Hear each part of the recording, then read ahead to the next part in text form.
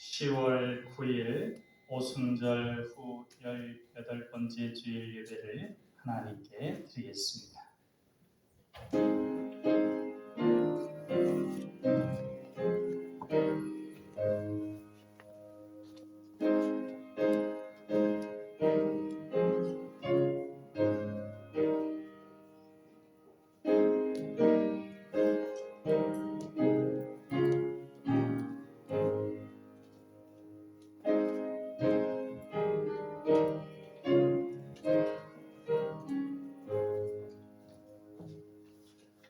너희는 여호와께 감사하며 그의 이름을 불러 아뢰며 그가 행하신 일을 만민 중에 알릴지어다.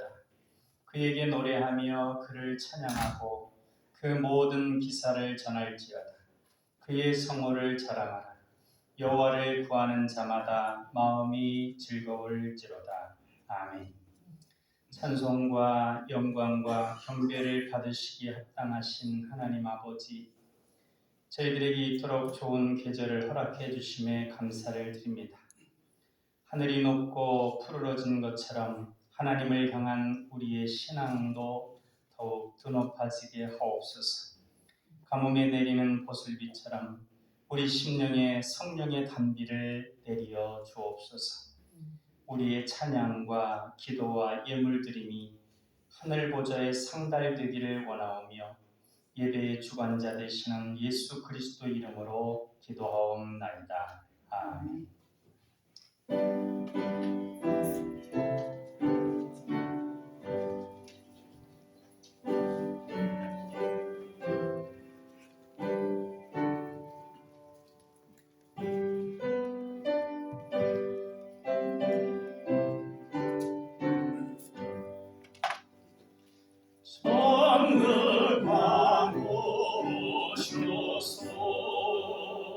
주 이름 찬송케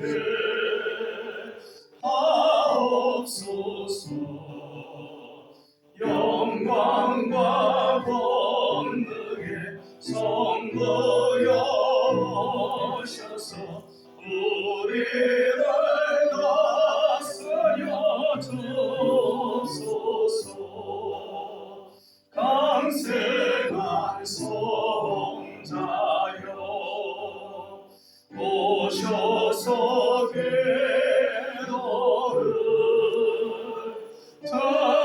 들으소서. 택하신 백성들 복내려 주시고 거룩한 마음을 주옵소서. 외로일 주 성령 오셔서 큰 증거 주옵소서. 전능한 주시여 각 사람 마음에서 떠나지 마시고 계시소서. 성삼위일체께 한없는 찬송을 드립니다. 존귀한 주님을 영광 정배우고 영원히 모시게 하옵소서.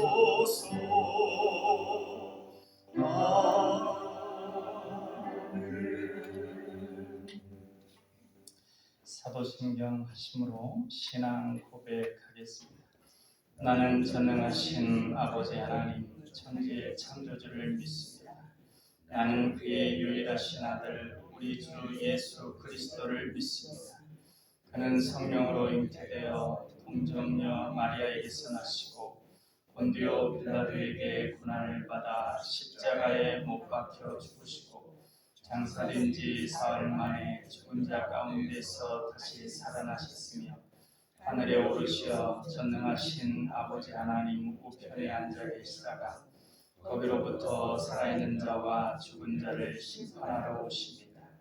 나는 성령을 믿으며 거룩한 공교회와 성도의 교제와 죄를 용서받는 것과 몸의 부활과 영생을 믿습니다.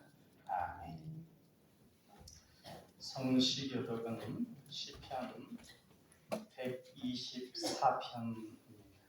주보 바로 오른쪽 면에 시편 124편 1절로 8절까지 말씀 같이 받들어 읽겠습니다. 이스라엘은 이제 말하기를 여호와께서 우리 편에 계시지 아니하셨더라면 우리가 어떻게 하였으랴. 사람들이 우리를 치러 일어날 때에 여호와께서 우리 편에 계시지 아니하셨더라면 그때 그들의 노여움이 우리에게 맹렬하여 우리를 산채로 삼켰을 것이며 그때 물이 우리를 휩쓸며 시내가 우리 영혼을 삼켰을 것이며 그때 넘치는 물이 우리 영혼을 삼켰을 것이라 할 것이로다. 우리를 내주어 그들이 이에 씹히지 아니하게 하신 여호와를 찬송할지로다. 우리의 영혼이 사냥꾼의 올무에서 벗어난 새같이 되었나니 올무가 끊어짐으로 우리가 벗어났도다. 우리의 도움은 천지를 지으신 여호와의 이름에 있도다. 아멘. 이 시간에 지난 한 주간을 돌아보면서 주님께 감사하는 일과 용서를 구할 일이 있는지 생각하시고 떠오르는 것들에 대해서 주님께 고백의 기도를 드리겠습니다.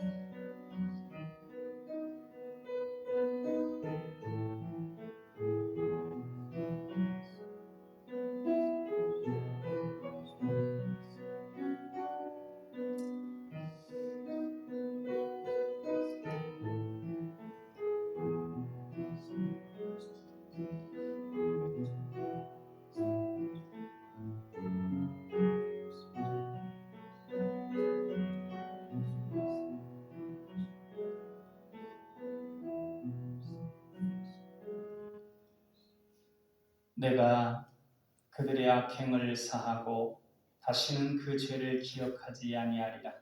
여호와의 말씀이니라. 그러므로 이제 그리스도 예수 안에 있는 자에게는 결코 정죄함이 없나니 이는 그리스도 예수 안에 있는 생명의 성령의 법이 죄와 사망의 법에서 너를 해방하였습니다. 아멘.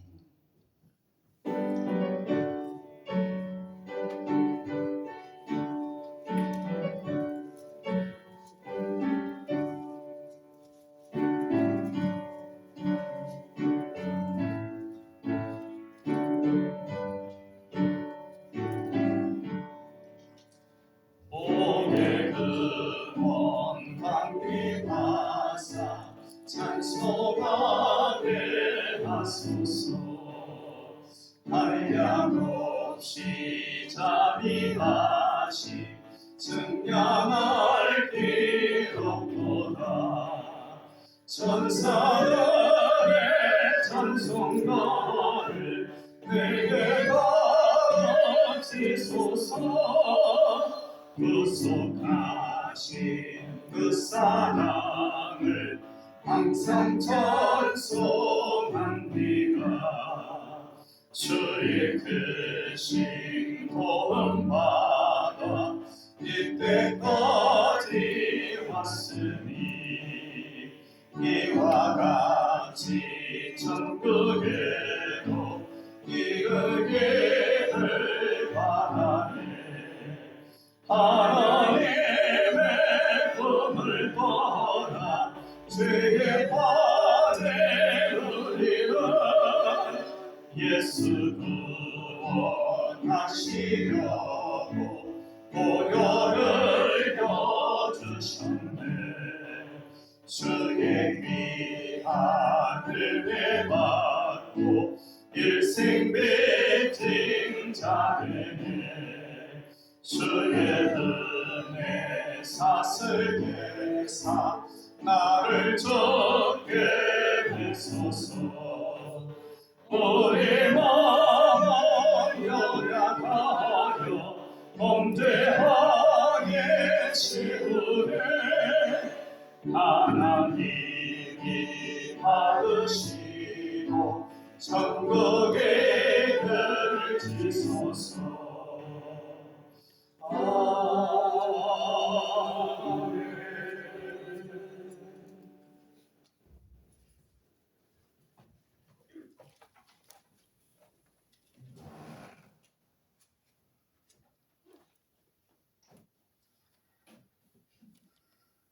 사랑이 많으신 하나님 아버지, 오늘 또 하나님을 예배케 하시니 감사드립니다. 하나님을 찬양하고 예배할 때 기쁨과 감사가 넘치게 하시고 하나님의 말씀에 온전히 반응하는 은혜의 시간이 되게 하여 주시옵소서. 하나님, 이 시간 주님의 십자가를 의지하며 나아갑니다. 주님께서 우리의 삶에 은혜를 부어주셔야 하루하루 살아갈 수 있음을 고백하오니 주여 우리의 연약함을 불쌍히 여기시고 죄악 가운데서 우리를 돌아보시고 주님 의지하며 믿음으로 살아가게 하여 주시옵소서. 이스라엘 백성들이 하나님께서 세우신 노뱀을 바라볼 때 온전한 성령을 누리게 하시고 매일매일의 삶 속에서 생명의 기쁨을 누리며 굳건한 믿음 가운데 살아가게 하여 주시옵소서. 주님, 이 시간 우리 낭만교회 각 가정을 위하여 기도합니다. 하나님께서 빚으시고 세워주신 각 가정이 주 안에서 기뻐하며 살아가게 하여 주시옵소서.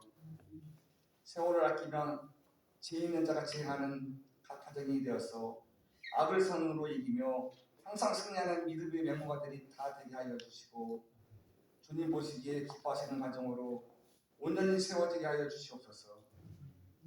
하나님을 의지할 때 모든 두려움과 걱정이 떠나가게 될 줄 믿습니다. 어려운 시대 속에서도 주님만 붙들고 나아가오니 광야에서 하나님의 백성들이 하나님의 공부하심을 경험했던 것처럼 하나님께서 공부하시던 만나와 메추라기를 경험하는 믿음의 가정들이 다 되게 하여 주시옵소서. 우리 사랑하는 자녀들 한 명 한 명 다 기억하여 주셔서 주를 인격적으로 만나는 복된 경험을 허락하여 주시고 그들의 삶을 인도하시는 하나님의 완벽한 계획을 깨닫는 은혜를 누리게 하여 주시옵소서. 그리하여 하나님의 은혜로 지혜로운 자녀들이 되고 이 땅 가운데서 하나님의 리더로 귀하게 쓰임받는 인생들이 하여 주시옵소서. 주님, 이 땅의 평화를 위해 기도합니다.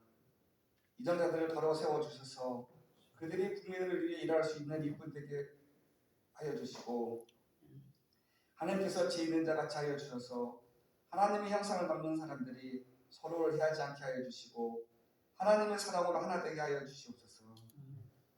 오늘 또 하나님을 예배하고 섬기는 자리에 있는 우리 낭망의 교우들이 많이 있습니다. 그들의 수고를 기억하여 주시고 요셉과 같은 형통의 복을 허락하여 주시옵소서.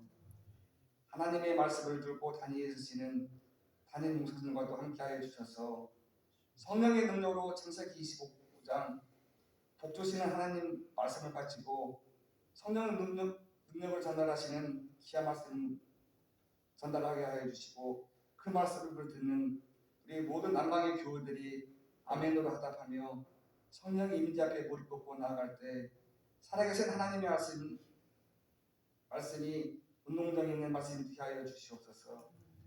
그 말씀이 우리 가운데 기억하게 하시고 우리가 주의 뜻을 분별하는 지혜로운 자들 되어 앞으로 한 주간의 삶 속에서도 주의 뜻을 따라 순종하게 하여 주시옵소서. 오늘도 우리 예배를 기쁨으로 받아주실 것을 믿사오며 이 모든 말씀 우리 주 예수 그리스도 이름으로 기도드립니다. 아멘.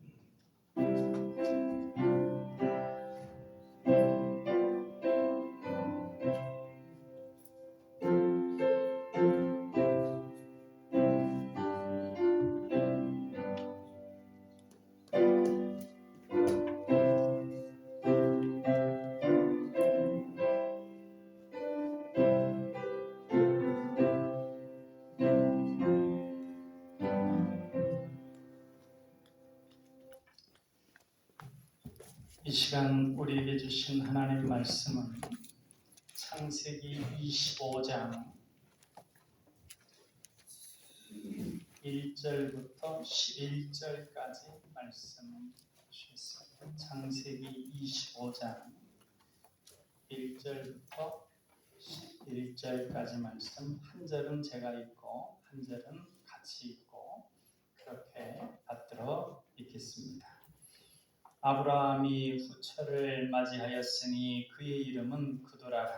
그가 시므란과 욕산과 무단과 미디안과 이스박과 수아를 낳고, 욕산은 스바와 드단을 낳았으며 드단의 자손은 아수르 족속과 루드시 족속과 루미 족속이며, 미디안의 아들은 에바와 에벨과 하녹과 아비다와 엘다아이니 다 그두라의 자손이었더라. 아브라함이 이삭에게 자기의 모든 소유를 주었고 자기 서자들에게도 재산을 주어 자기 생전에 그들로 하여금 자기 아들 이삭을 떠나 동방 곧 동쪽 땅으로 가게 하였더라. 아브라함의 향년이 175세라. 그의 나이가 높고 늙어서 기운이 다하여 죽어 자기 열조에게로 돌아가매, 그의 아들들인 이삭과 이스마엘이 그를 마므레 앞 헷족속 소알의 아들 에브론의 밭에 있는 막벨라 굴에 장사하였으니, 이것은 아브라함이 헷족속에게서 산 밭이라. 아브라함과 그의 아내 사라가 거기 장사하니라. 같이 읽겠습니다. 아브라함이 죽은 후에 하나님이 그의 아들 이삭에게 복을 주셨고, 이삭은 부엘라 헤로이 근처에 거주하였더라. 아멘. 혈루병에 걸린 여인이 있었습니다. 피가 조금씩 흘러나오는 병이니까 몸에서 냄새도 나고 율법에도 부정한 여인으로 취급되었습니다. 12년 동안이나 이 병을 앓아서 고생이 이만저만이 아니었습니다. 재산도 이 병을 치료하느라고 다 쪼그라들었습니다. 그러던 중 예수님에 대한 소문이 들렸습니다. 이 의사 저 의사 찾아갔어도 도무지 낫지를 않아서 소망이 없어진 여인이었는데, 이 예수님의 소문을 듣자 마음에 믿음이 생겼습니다. 예수님을 만나서 그의 옷자락이라도 만지면 나에게 소망이 있겠다. 믿음이 생겼습니다. 그녀는 그 믿음을 따라 행동하기 시작했습니다. 당시에 율법에 부정하게 취급되는 여인이기 때문에 함부로 사람들이 많이 모인 곳에 갈 수도 없었습니다.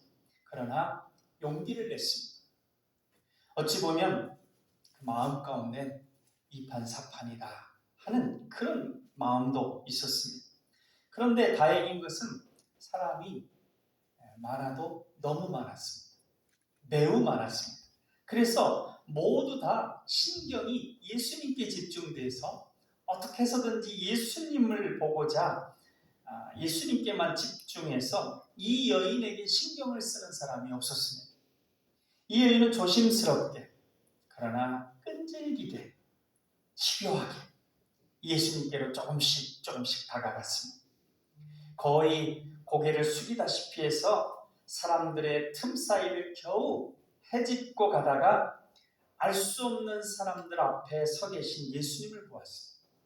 그는 앉다시피 해서 손을 내밀어서 겨우 예수님의 옷자락을 만질 수 있었습니다.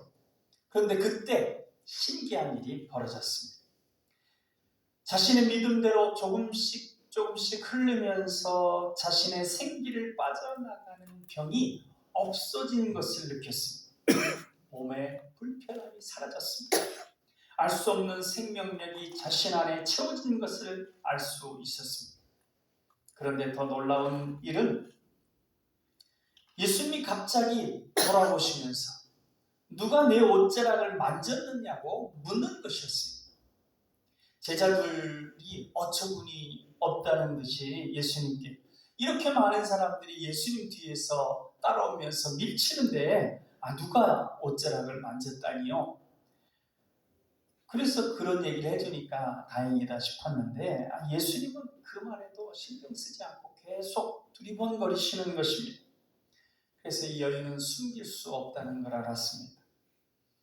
앞사람을 밀치고 예수님 앞에 나가서 무릎을 꿇었습니다. 두려움 가운데 자신이 만진 것을 고합니다. 그러자 뜻밖의 예수님은 다정한 말씀을 하십니다. 딸아, 내 믿음이 너를 구원하였으니 평안히 가라. 내 병에서 놓여 건강할지어다. 수많은 사람들이 예수님의 옷에 손을 대었겠지만 이 여인만이 건강의 복을 받았습니다. 사람을 치유하는 예수님의 능력이 이 여인에게만 나갔던 것입니다. 그럼 어떻게 해서 그렇게 됐을까요? 어떻게 이 여인에게만 그 복이 임할 수 있었던 것입니다. 예수님의 치유의 능력이 그 여인만을 위한 것은 아니죠. 우리가 다 알다시피 예수님의 치유의 능력은 모든 사람을 위해 베풀어질 수 있는 것이었습니다. 그리고 그 전에도 그 이후에도 수많은 사람들을 치유해 주셨습니다. 그런데 그 순간에는 수많은 사람들이 예수님을 밀치고 만지고 했지만 오직 그 여인만이 건강의 복을, 치유의 복을 받았습니다. 예수님께서 주시는 복은 합당한 자격이 있는 사람에게는 누구에게든지 베풀어 줄 수 있도록 제한이 있는 게 아닙니다. 한량없는 복입니다. 이 여인은 바로 그 자격을 가졌습니다. 그래서 건강의 복을 받았습니다. 그러면 그 자격이 무엇일까요? 이 여인에게 무엇이 다른 사람하고 달라서 건강의 복이 그 여인에게 임했던 것입니다. 바로 믿음입니다. 예수님을 만지면 나을 것이라는 믿음을 가지고 예수님의 옷자락을 만졌습니다. 다른 사람들은 예수님, 유명한 예수님, 한번 어깨라도 한번 만져보고 옷이라도 한번 얼굴이라도 한번 그러고는 이제 나 이 손이 예수님 만진 예수님 옷자락 만진 손이라 그런 마음들이 있었을지 모르지만 이 여인같이 그런 믿음, 예수님께 나아가면 예수님 나에게 복 주실 것이다, 건강의 복을 주실 것이다, 그 믿음 없었던 것이죠. 예수님은 과연 누가 나의 이 준비된 복을 받았을까 하면서 두리번 것이었던 것입니다. 그리고 그 여인이 두려워하며 대답하자 기뻐하면서, 오히려 기뻐하면서 딸아, 내 믿음이 너를 구원하였으니 평안히 가라. 병에서 놓여 건강할지어다. 다시금 한 번 더 축복해 주셨습니다. 예수님은 이미 복을 주실 준비를 하고 계신 분입니다. 복 주시기를 기뻐하시는 분입니다. 그런데 그 많은 사람 중 오직 혈루병 걸린 여인만이 그 능력을 받아 복을 받았습니다. 이 예수님은 그때뿐 아니라 지금도 복을 준비하고 계십니다. 우리에게 주실 복을 준비하고 계십니다. 자격 있는 사람, 예수님의 옷자락을 만지길 기다리고 계십니다. 자격을 갖추고 만지면 자동으로 복이 나가게 그렇게 해주셨습니다. 그 자격이 무엇입니까? 믿음입니다. 우리도 예수님을 믿음으로 내가 예수님께 나아가서 예수님을 의지하고 예수님을 예비하고 예수님 말씀, 우리를 행복하게 하시는 그 말씀대로 따라갈 때 예수님이 나의 소원을 들어주실 것이다, 나에게 복을 주실 것이다, 그렇게 믿고 행하는 이들에게 복을 주십니다. 태국에 농부라는 단어가 자쿤입니다. 근데 자쿤의 의미가 담겨있는 뜻이 뭐냐면 가난을 운명으로 갖는 사람, 이런 뜻입니다. 자신의 가난을 운명으로 갖고 있는 사람들, 그래서 자신이 지금 이렇게 가난하게 사는 것은 운명이니까 어쩔 수 없다라고 그렇게 믿는 사람들은 수백 년, 아주 오랜 시간 동안 세월이 지나도 전혀 그 가난에서 벗어날 수가 없습니다. 앞으로도 계속 그런 믿음 가운데 그런 삶을 살아가면 벗어나기 어려울 것입니다.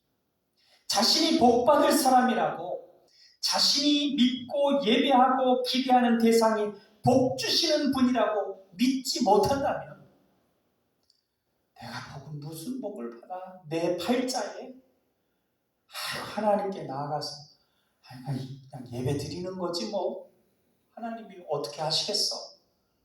뭐 이런 식으로 전혀 기대도 않고 어느 분들은 하나님께서 주시는 복이 준비되어 있지만 받기가 쉽지가 않습니다. 어렵습니다.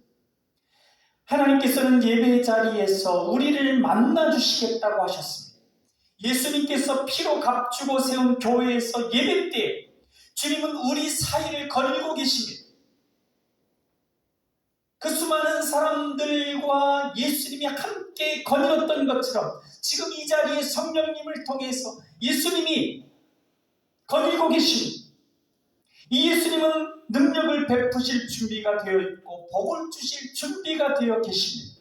자격을 가지고 만지기만 하면 됩니다. 때를 따라 돕는 은혜를 이미 준비하고 계십니다. 예배 자리에 참여한 우리 한 사람 한 사람을 다 알고 계십니다. 오늘 누가 왔구나. 이런 사정이 있었지. 이런 사정이지. 다 알고 계십니다. 그리고 우리에게 필요한 은혜가 무엇인지 알고 계십니다. 문제는 우리가 자격을 갖추는 것입니다. 그 자격은 믿음입니다. 지금 이 순간 주님께서 나에게 은혜를 베푸실 것이다 라고 믿는 것. 그 믿음이 우리로 하여금 그 은혜와 복을 받을 수 있게 해주는 그릇이 되는 것입니다. 아브라함에게 많은 자녀가 있었습니다. 지금 이제 앞부분만 읽었는데 앞부분만 읽어서 이제 본처와 그리고 본처의 그 여종으로 있었던 하갈, 그리고 그 이후에 이제 또 후처를 얻어가지고 그 자녀들이 있고, 이 25장 뒷부분을 가면 그 자녀들의 자녀들까지 쭉 이게 굉장히 많은 숫자가 나오는데 수많은 자녀들이 기록되는데 25장 전체 기록 중에 하나님께서 복 주셨다 라고 기록된 사람은 딱 한 명입니다. 우리 11절 말씀 다시 한번 읽어보겠습니다. 아브라함이 죽은 후에 하나님이 그의 아들 이삭에게 복을 주셨고 이삭은 부엘라 헤로이 근처에 거주하였더라. 마치 수많은 사람이 예수님을 따랐지만 복받은 여인은 혈루병 걸린 그 한 사람이었던 것과 같습니다. 이삭만 특별해서가 아닙니다. 물론 선택받은 자녀라고 하는 그것이 있지만 하나님께서는 모든 사람들을 대상으로 만물을 축복하셨습니다. 창세기 1장 28절에 하나님이 그들에게 복을 주시며 하나님이 그들에게 이르시되 생육하고 번성하여 땅에 충만하라, 땅을 정복하라, 바다의 물고기와 하늘의 새와 땅에 움직이는 모든 생물을 다스리라 했습니다. 모든 복은 준비되어 있습니다. 단지 자격이 필요합니다. 믿음입니다. 하나님께서 복을 주실 것이다. 하나님께서 나에게 복을 주실 것이다. 예배 중에 복을 주실 것이고 나의 삶 가운데 은혜로 호위하시며 복으로 인도하실 것이다. 그런 믿음이 필요합니다. 좀 힘들고 어려워도 반드시 마침내 이 모든 과정을 통해서 나의 그릇을 준비시키고 마침내 복을 주실 것이다. 내 주님을 믿음의 주, 복 주시는 주님으로 믿는 나에게 반드시 복으로 갚아주실 것이다. 이런 믿음이 있는 이에게 그 믿음대로 되게 하시는 것입니다. 아브라함이 복받은 이유, 성경에 딱 한 가지라고 기록하고 있습니다. 하나님께서 아브라함을 만나가지고 내가 너에게 복 주겠다 그랬습니다.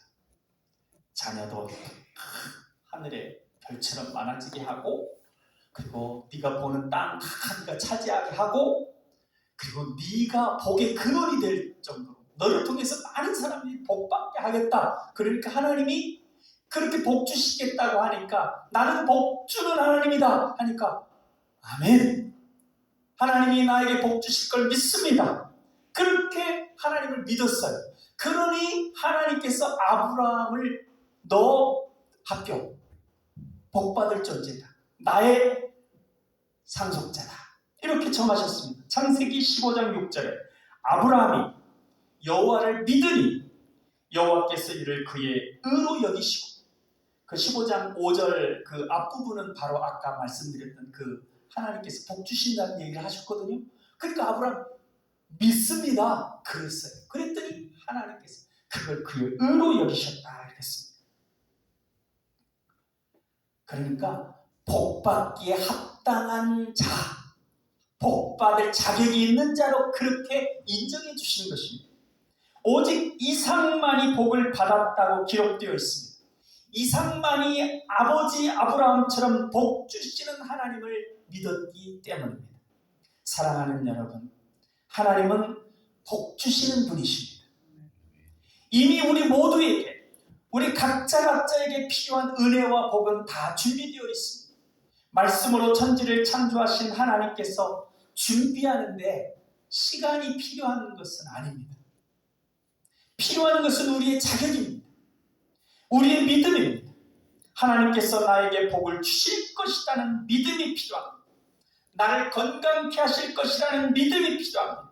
나의 문제를 해결하실 것이라는 믿음이 필요합니다. 나의 앞길을 열어주실 것이라는 믿음이 필요합니다. 나를 부욕케 하실 것이라는 믿음이 필요합니다. 믿음의 자격을 갖추어서 예수님으로부터 사랑하는 딸아, 사랑하는 아들아, 내 믿음이 너를 구원하였으니 평안히 가라, 내 소원이 이루어졌느니라고 하는 그 말씀을 듣는 우리 모두가 될 수 있기를 바랍니다. 아멘. 우리가 하나님께서 우리에게 복 주시는 분이심을 굳게 믿게 되면 복을 누리게 됩니다. 그래서 예수님 안에, 하나님 안에, 성령님 안에 행복한 삶을 살게 되는 것입니다. 그 복을 누리면서 우리가 하는 것이 무엇이냐면 하나님께 감사하고 찬양하고, 하나님께서 우리에게 받은 복을 나누어 주면서 복의 통로로서 사랑을 베풀며 살아가는 것입니다. 이삭은 특별히 힘쓰고 애쓰며 고통스럽게 사는 삶을 살지 않았습니다. 이삭의 그 창세기 부분을 쭉 읽어보면 그렇습니다. 그저 물 흐르는 대로 평안하고 형통한 삶을 살았습니다. 우물을 파면 파는 족족 우물이 나옵니다. 그러니까 요즘으로 치면 어느 사막가에 가가지고 한 군데를 파니까 거기 석유가 나오는 거예요. 또 다른 쪽으로 가서 파니까 또 석유가 나오는 거예요. 바닷가에서 또 해양으로 시죠. 거기서도 석유가 나오는 것과 마찬가지입니다. 농사를 지었더니 한 해 소출이 100배나 됐다고 했어요. 엄청나게 다른 이들하고 비교할 수 없을 정도로 열매가 많이 맺었다는 것입니다. 애써 다른 나라들 막 찾아가서 우리하고 동맹을 맺어주세요. 그렇게 안 해도 그냥 하나님 복 주신 가운데 주변에 있는 나라들이 왕하고 군대 장관이 찾아와서 너 보니까 하나님이 함께하는 사람이구나. 우리가 동맹을 맺어서 우리가 서로 공격하지 않도록 하고 평화롭게 지내자. 그렇게 와서 동맹을 맺자고 합니다. 그의 삶은 애쓰고 힘씀이 없지만 충만한 기쁨과 행복과 웃음이 있습니다. 그의 삶의 과정에 주시는 하나님의 복과 은혜를 찬양하며 감사합니다. 진정 이름처럼, 이름이 이삭 웃음이잖아요. 웃으며 삽니다. 그 비결은 복 주시는 하나님에 대한 믿음입니다. 그 믿음으로 예배하고 기도하며 말씀에 순종합니다. 그 결과가 감사와 찬양, 그리고 그 삶 속에 예수 그리스도 하나님의 사랑이 이렇게 영향력을 발휘하게 되는 것입니다. 역대상에 보면 여러분 마태복음 읽을 때 족보 이야기가 막 족보가 나와갖고 읽기가 힘드는 것처럼 역대상도 그렇습니다. 1장부터 9장까지가 우리가 방금 25장 읽었던 앞부분 읽는데도 조금 사람 생소한 이름들 나와서 힘들잖아요. 근데 1장부터 9장까지 계속 그런 사람 알지도 못하는 이름들이 그냥 계속 나오니까 읽기가 조금 불편합니다. 힘듭니다. 그런데 그 중간 부분에 한 사람이 나옵니다. 바로 야베스라고 하는 사람이 나오는데 4장에 등장하는데 그 이름의 뜻이 뭐냐면 고통입니다. 고통. 그러니까 이름이 뭐냐면 영어로 치면 미스터 페인입니다. 그러니까 고통.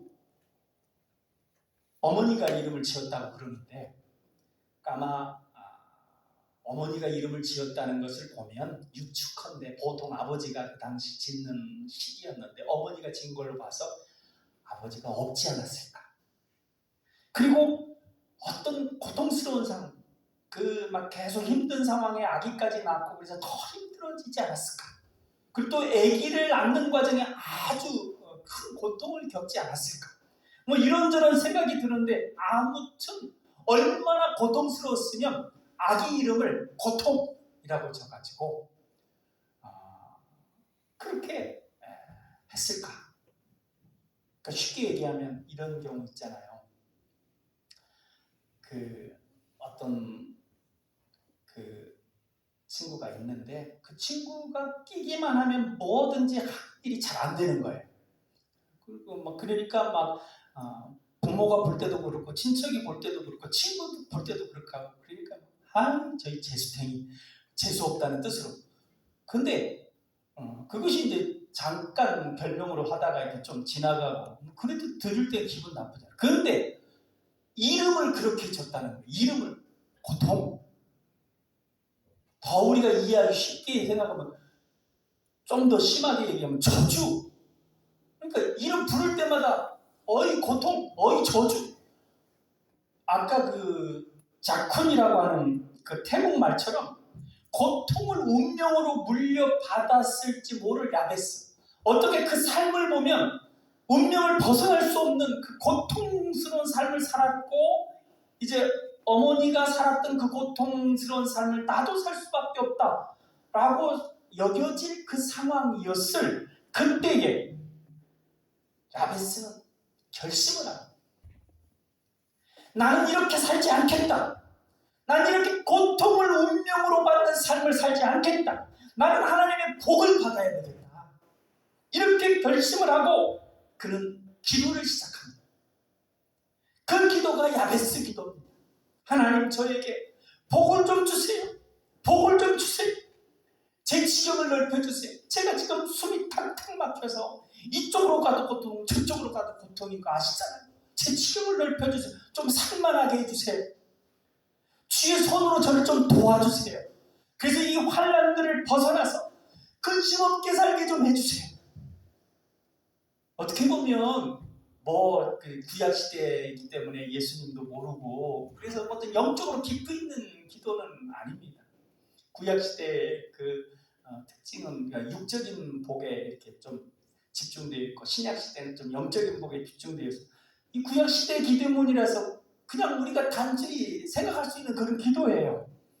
다분히 현세적이고 세속적이라고도 할 수 있는 기도입니다.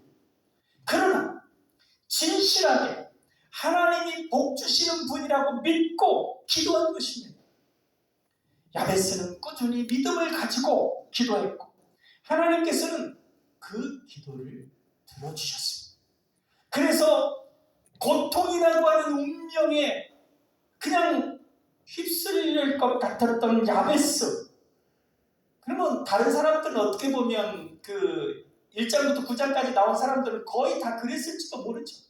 그러나 이 야베스만큼은 그 이름에, 그 운명에 좌우되지 않고 복 주셔서 그를 귀중한 자로, 존귀한 자로 세워주시는 하나님을 믿고, 복 주시는 하나님을 믿어서 하나님이 복 주심으로 인해서 그는 존귀한 자, 귀중한 자, 그런 하나님이 세워주시는 자가 되었습니다.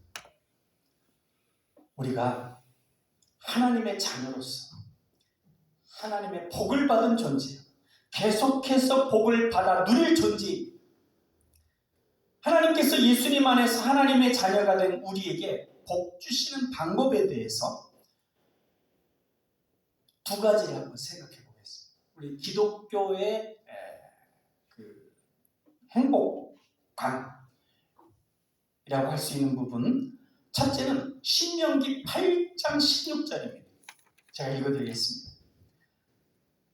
내 조상들도 알지 못하던 만나를 광야에서 내게 먹이셨나니 이는 다 너를 낮추시며 너를 시험하사 마침내 내게 복을 주려 하심이었느니라. 하나님께서 우리에게 마침내 복을 주실 것을 믿는 것입니다. 그래야 복이 임하는 거예요. 하나님께서 복 주시는 과정에 하나님께서 요셉을 총리로 만들려고 한다면 그 과정이 필요한 거예요.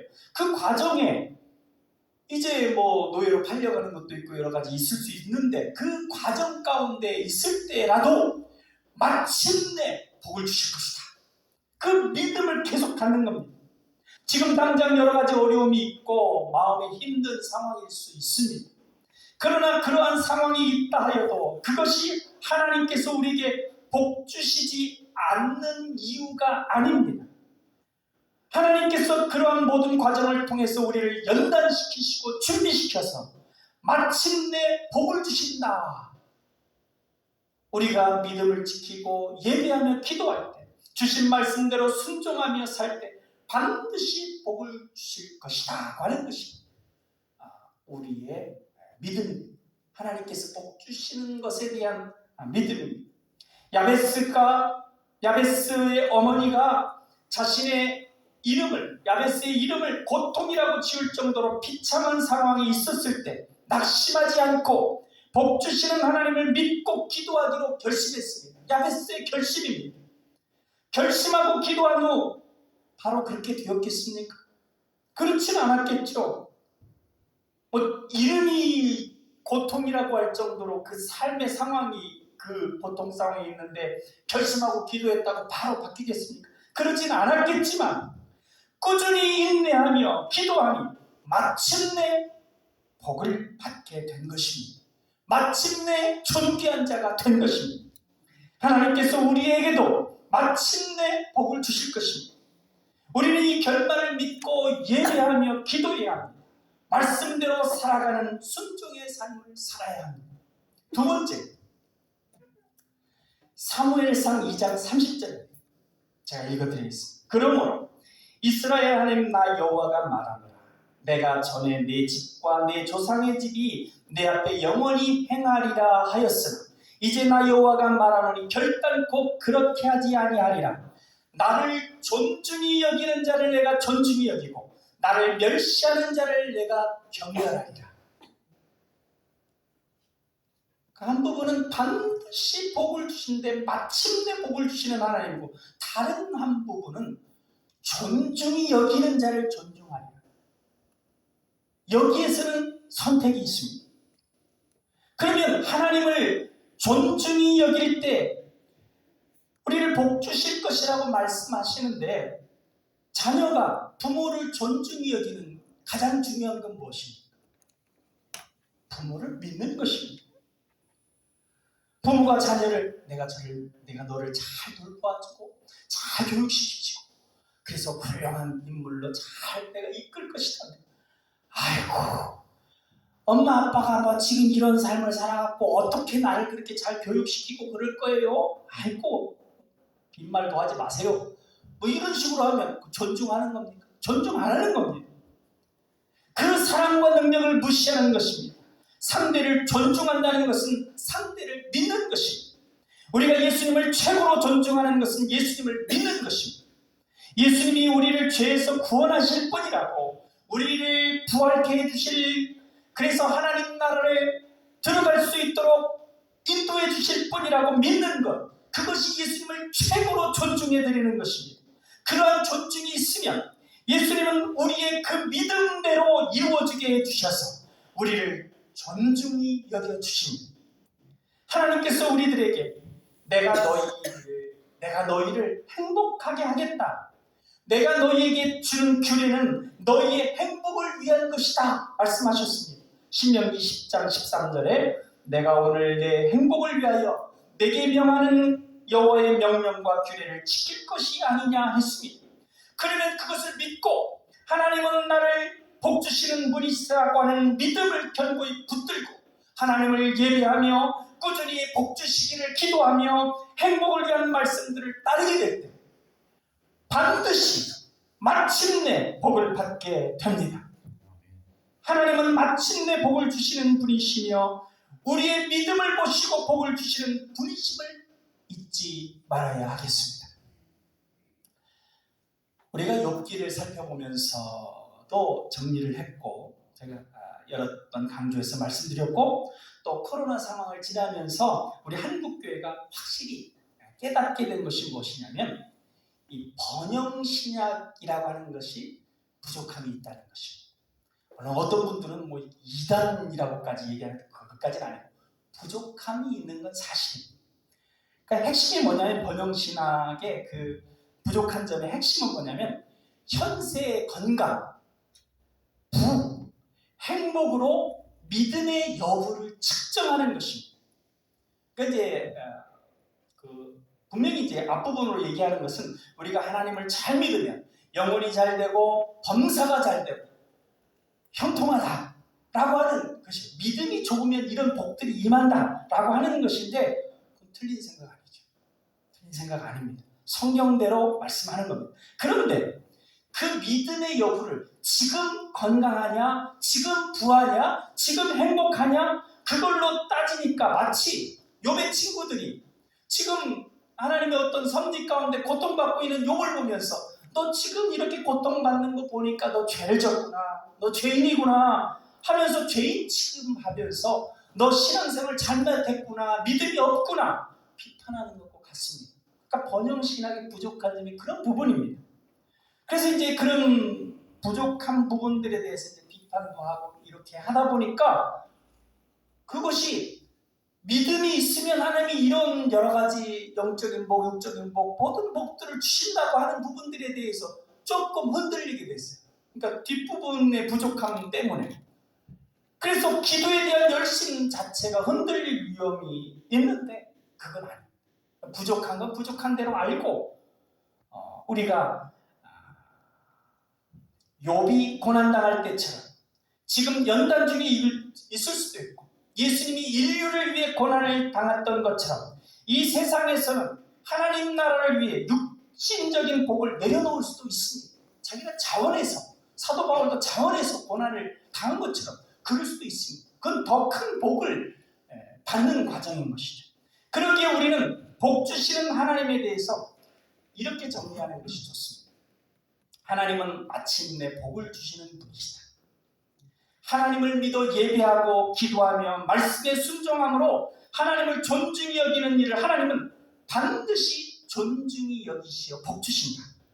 그리고 그 복은 영적인 복, 육적인 복이 있는데 영적인 복이 핵심적인 복이고 육적인 복은 부수적인 것이다.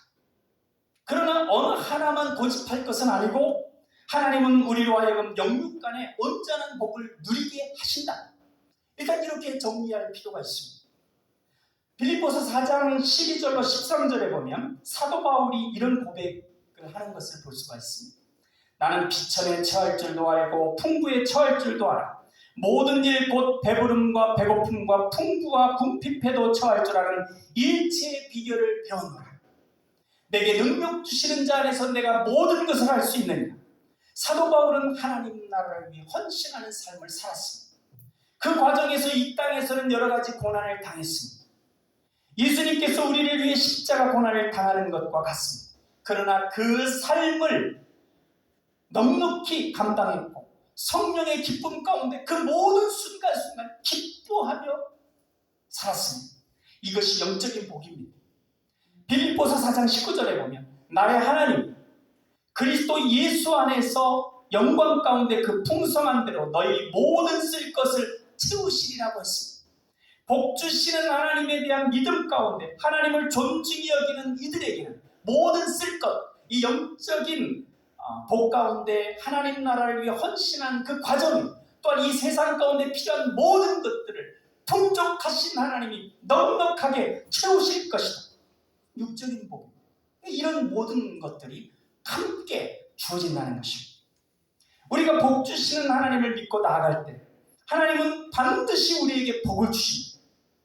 그것이 단지 구약에서 강조되는 육적인 축복 부분에 집중될지 아니면 신약에서 강조되시 영적인 부분에까지 나아갈지 그건 우리 믿음의 정도에 따라 다르지만 분명한 것은 하나님은 마침내 우리에게 복을 주실 것이라는 사실입니다. 그저 왔다 갔다 할 것이 아니라 복 주시는 하나님을 기대하고 나아가면 하나님 반드시 마침내 복을 주실 것이라는 사실입니다. 우리는 복 주시는 하나님을 존중히 여겨야 주님 안에 행복한 삶을 살게 됩니다. 사랑하는 남방의 가족 여러분, 야베스처럼 복 주시는 하나님임을 믿고 복을 누리기 위해 결심하시기 바랍니다. 인내하고 믿을 때 마침내 복 주시고 믿어 존중히 여기는 이에게 반드시 복 주시는 성삼위 하나님의 복을 충만히 누리는 우리 남강의 가족들 다 되시기를 예수님의 이름으로 축원합니다. 기도하겠습니다.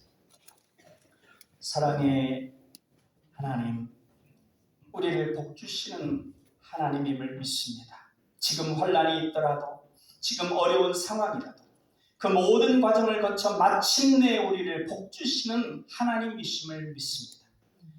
우리가 하나님께서 우리의 아버지시고 우리를 행복하게 하시는 분이심을 믿어 존중히 여기며 주님 안에 행복한 존귀한 이들 다 되게 하여 주옵소서. 야베스가 고통 가운데 태어났지만 복 주시는 하나님을 믿고 기도하여 존귀한 인생이 되었듯이 우리도 더욱 복 주시는 하나님을 믿고 기도하여 더욱 충만한 영육 간의 행복자들 다 되게 하여 주옵소서. 우리를 당신의 품 안에서 행복하게 하시는 예수님 이름으로 기도하옵나이다. 아멘.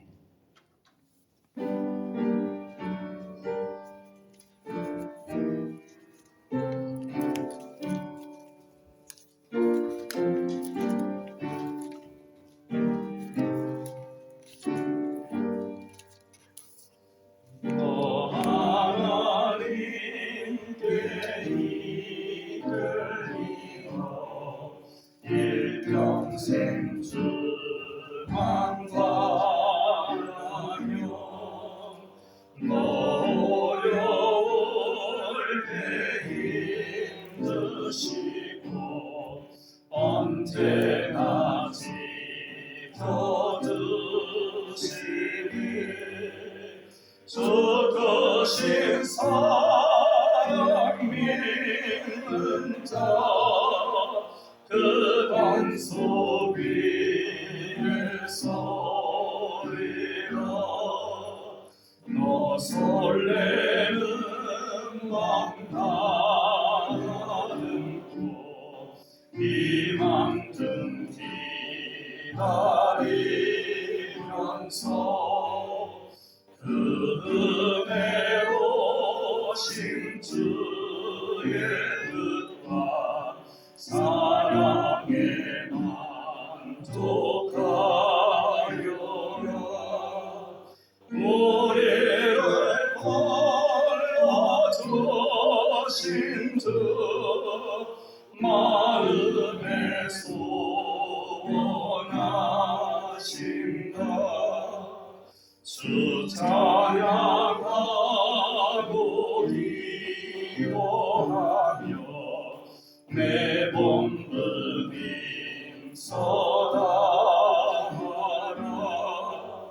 주 약속하신 모든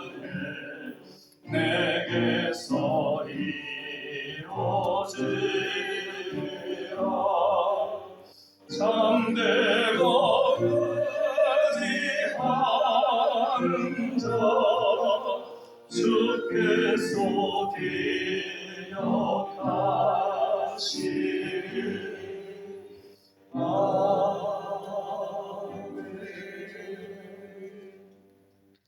귀의 소식을 안내드리겠습니다. 예배 후에 목양실에서 강의로 모입니다. 11일 화요일 오전 9시에 산돌교회에서 전주노예가 있습니다. 모든 회무 처리가 은혜 중에 되어질 수 있도록 기도해 주시길 바랍니다. 성경 필사 맡은 부분을 잘 마무리해 주시고 10월 말까지 제출해 주시길 바랍니다. 감사합니다. 우리 앞뒤로 인사 나누시겠습니다. 예수님 안에 행복하세요.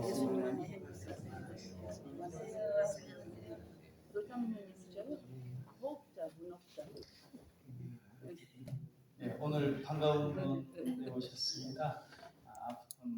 잠깐 일어나실까요? 우리 문옥자 장로님하고 우리 같이 또 친척되시는 분 오셨는데 전에 어렸을 때 우리 교회 출석하시고 또 계속 오시던 분이신데 이제 미국에 가 계신다. 우리 박수로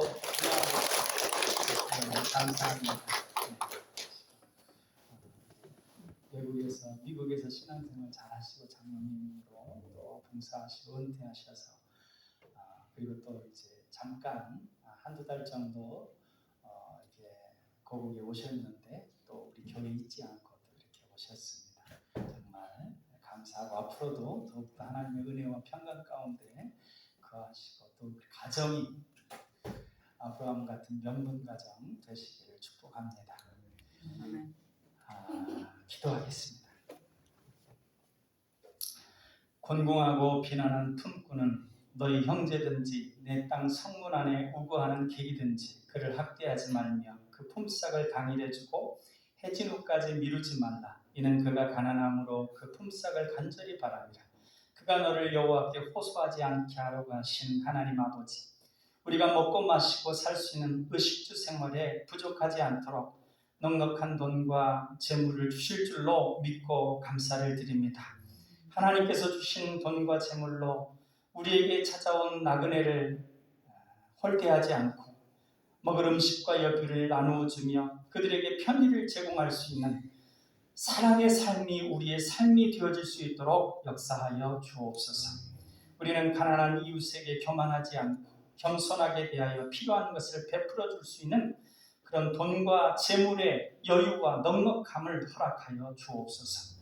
또한 우리가 하나님께 예물을 봉헌할 때 넉넉한 여유가 있도록 하나님께서 여러 가지 어려운 상황 가운데서도 샘물을 열어주시옵시고 이삭처럼 뿌리는 씨앗들이 100배의 소출이 되어질 수 있도록 축복하여 주옵소서.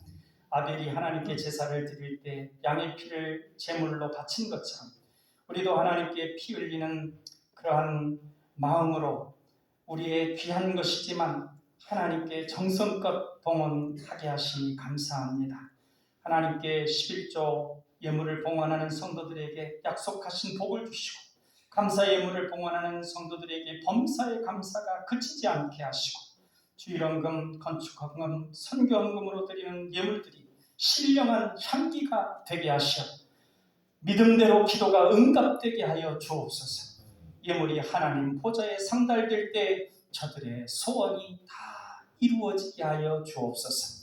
생일을 맞이해서 하나님께 예물을 드린 우리 서정란 집사님 늘 기도하고 또한 하나님 앞에 하나님을 존중히 여겨 살아가는 그의 삶의 과정 가운데 하나님 안에서의 행복한 삶이 증거가 되게 하여 주시옵시고 그의 삶을 통해 많은 이들을 더욱 복되게 하는 귀한 삶이 되어질 수 있도록 역사하여 주옵소서. 우리 교회에 출석하시다가 외국에 나가서 신앙생활 하시고 다시금 고국길을 그리며 또한 어렸을 때 신앙생활했던 교회를 방문한 우리 문옥자 장로님과 또 그 가족 가운데 함께하여 주시고 노년에 하나님께서 그의 삶 가운데 더욱더 기쁨과 감사가 충만한 삶이 되게 하여 주시옵시고 오늘 아브라함의 가계를 보았던 것처럼 그의 후손들의 삶 가운데 하나님께서 기뻐하시는 수많은 인물들이 일어날 수 있도록 역사하시고 축복하여 주옵소서. 아버지 하나님, 여러 가지 어려운 이 나라의 여건이지만 우리가 기도하고 복 주시는 하나님을 믿는 믿음 가운데 담대하게 결심하며 믿음으로 기도하며 나아가는 우리의 삶이 되게 하여 주옵소서. 사랑의 예수님 이름으로 기도하옵나이다. 아멘.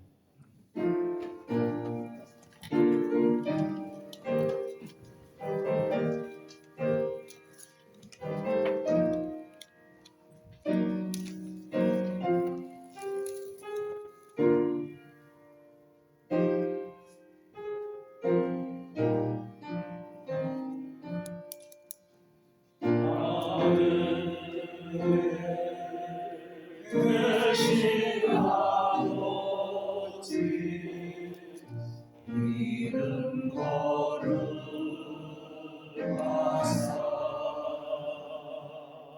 주님 나라 임하시고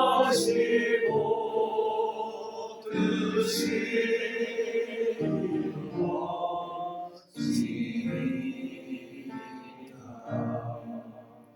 일용할 양식 주시고 우리들의 큰 죄가 용서하시고 또 시험에 들게 하시고 악에서 구원하소서. 내게 주의 나라 주의 원죄 주의 영광 영원히 아멘.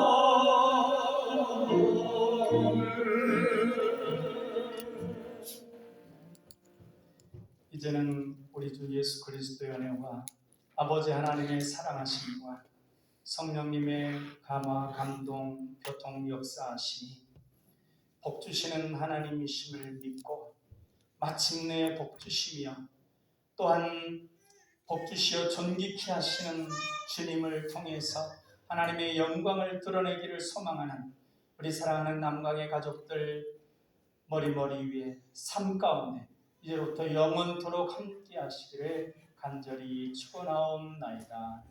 아멘.